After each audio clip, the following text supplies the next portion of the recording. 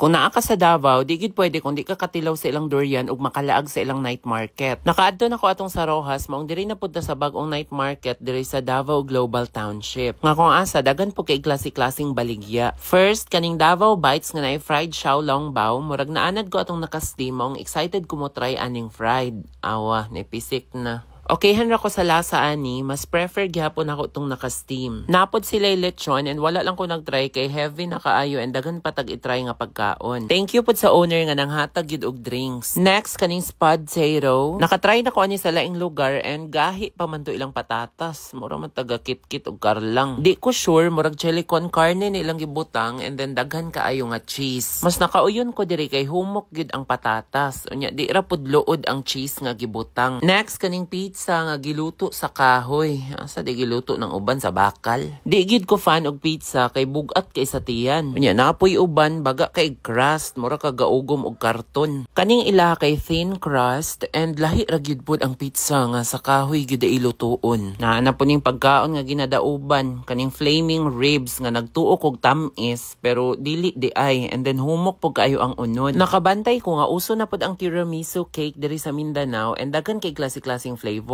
And mao ni among gitry ang Biscoff. Di kay nako siya ma-feel as tiramisu, pero lami siya as cake. So mas may pagitawag na lang nig Biscoff cake. Next, kayong dragon fruit shake nga tabangan ko, pero masabtan ra kay helps lower blood sugar man lisod pug dungagan pag asukan. Nilahos na lang pud mi diri sa Magsaysay kay di gid pwede nga di ka katilog durian kung naa ka diri sa Davao. 24 hours ni sila, mao sigurong gitawag pud nig puyat kay way mga tulog ang mga durian diri. Actually, first tilaw na ko sa una, ludan ko. Pero nagkadugay nagkalami naman. Siguro magdepende pud sa durian. Kamo, ganahan ba mo? Kay kuan ra ba ni? Smells like hell but tastes like heaven. Wow, o ira sa gayot.